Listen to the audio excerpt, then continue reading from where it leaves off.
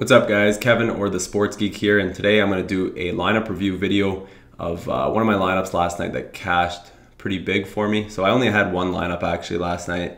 This is the perfect game. You can see my one lineup finished second. So it's a $300 entry contest, 442 people in it, and second place was good for $12,500. So pretty good return on my investment here last night. You can see I was only 0.25 points away from first. And then I only created one lineup on the night. So I also entered it into this platinum tier April free contest by DraftKings. So what DraftKings is doing now for their VIP program, they're running these monthly contests. So depending on where you rate, basically on how many contests you play, how much rake they take in from you, you're going to be invited to different level contests. So there's like silver, I believe, gold, and I think platinum might be the highest they have. So I was invited to the platinum contest last night, so I entered the same lineup into this contest. And you can see here I finished second as well, and that was good for a VIP experience. So on the DraftKings app, it said it's valued at $7,000, and then I got an email this morning from DraftKings letting me know that I get to choose from some VIP experiences, and they would be contacting me shortly with what those experiences are. So DraftKings always does it upright. I'm sure it's gonna be something awesome. So I'm really excited to see what I get to choose from there, and they're gonna be valued around $7,000. So that's pretty cool. So, but back to this lineup, both lineups were the same, but we'll look at this one here. You can see that I went with Gausman and Happ as my pitchers. That's basically how I did well last night, was fading DeGrom. If you go down, one of these guys, yeah, DeGrom's at 76.5%.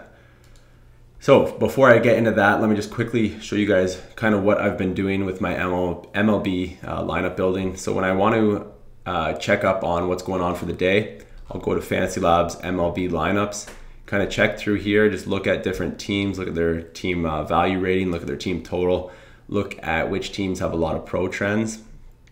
And then I will go over to the Vegas tab, new Vegas tab on FantasyLabs, great tab, kind of see where the lines are moving, see where the lines are at.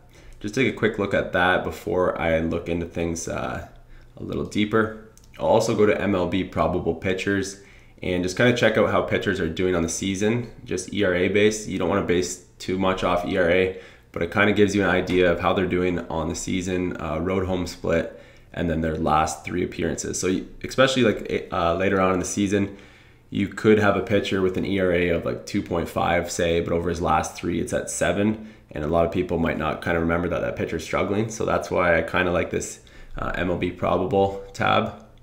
So you can just Google ESPN probables to get to there. And then I'll quickly look over some models, and then I'll start diving into the models basically.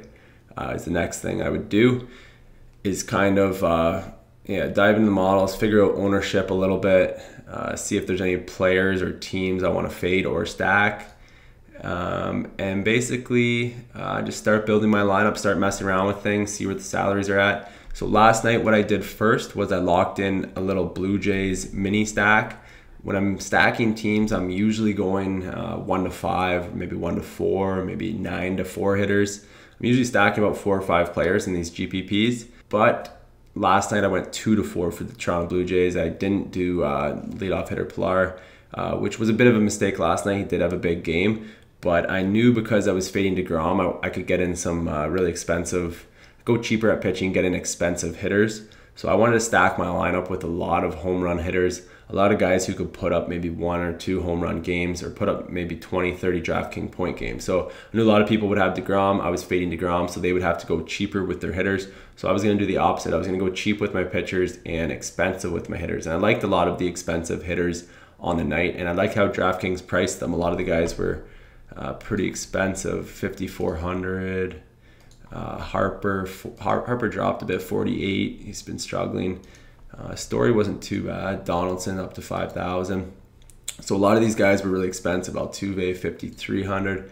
So to get these big expensive hitters in here, I had to go cheaper with my pitching. So I went over to the pitching. I locked in J.A. Happ right away. And you can see here on my Sports Geek model, just to let you guys know, this model will probably be available to you guys very soon. I've just been tweaking it, and as you can see, I had some success last night. I also compare Bale's 2016 model with my model when I'm building lineups. But you can see here, Gausman was ranked 3rd, and Happ was 5th under pitcher. So it was a big drop off from DeGrom, but I knew I wanted to fade DeGrom, just guessing he would be pretty highly owned.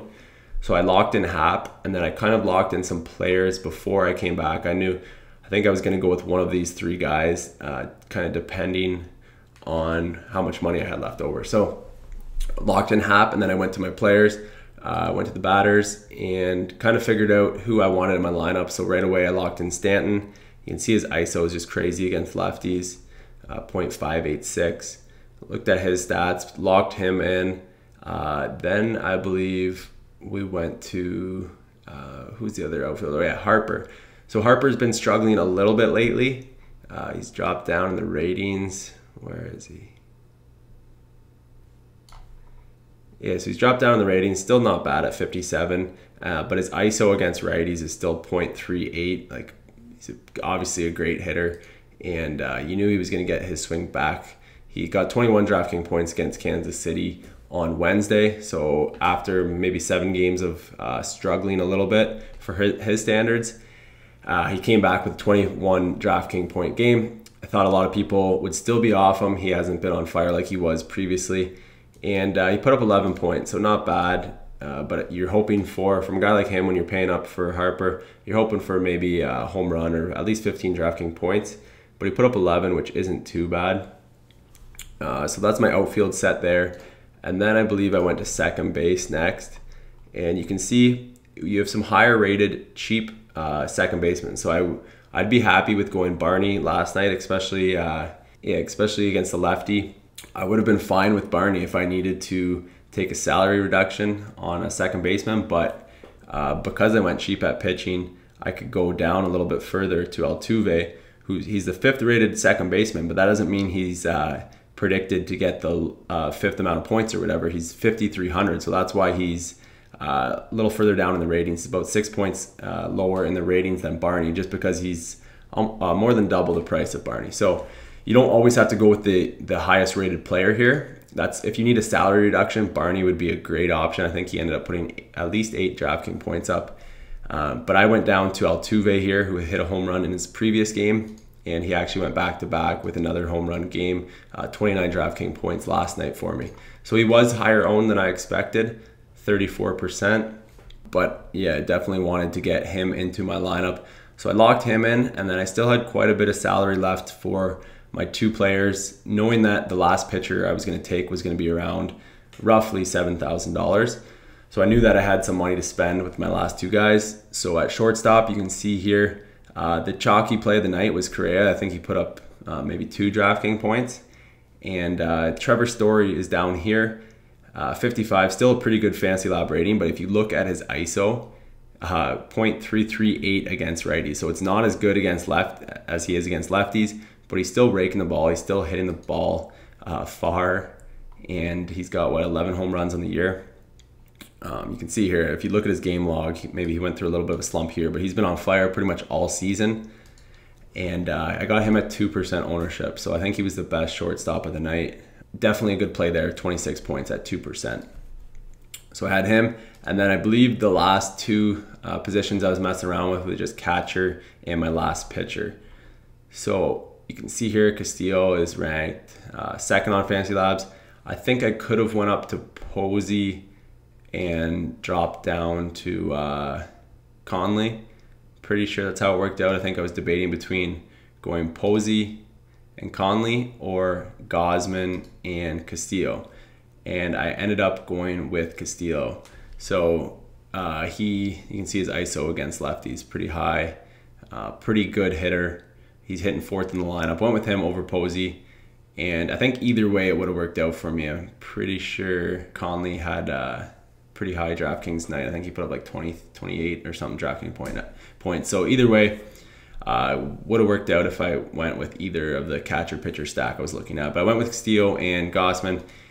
Castillo only put up 3 DraftKings points, but Gausman had a good game, so it worked out well for me. And that's basically how I built this lineup, guys. I don't do anything too special besides kind of figure out, I'm usually doing stacks and GPPs, so at least 3 guys from a team, usually in order or very close to it. So I'd go like 1 to 4 hitters, maybe 2 to 5, maybe 1 to 5.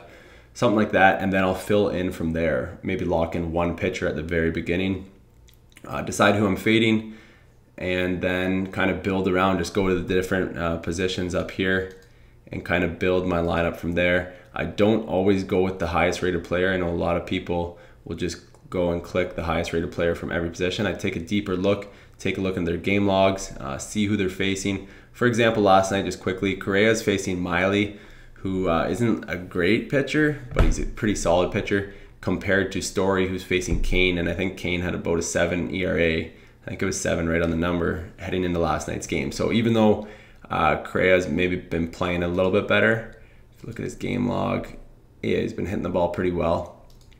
And maybe Houston has a higher team total, but we still have Trevor Story with double-digit home runs, facing a pitcher who's struggling, and probably going to get him at low ownership. And he's hitting second in the order, so he's still getting lots of at-bats. That's kind of the stuff I look at. I'll usually play a lot of the guys in the higher rated portions of FantasyLabs, so I'll usually play guys in the darker greens, but I don't mind dropping down a bit down here. The difference between Correa and Story isn't too big. Both of them can go off for 2 home run nights or whatever, big DraftKings nights. So I'm not worried about playing the top or the top 2 guys or whatever. I'll drop down a little bit if I need to, and especially if I think I can get them at low ownership. So that's how I created this lineup, guys. Hope this video helped. Make sure you hit that thumbs up on YouTube if you want me to keep doing these for FantasyLabs. All right, good luck in your contest, guys. Cheers.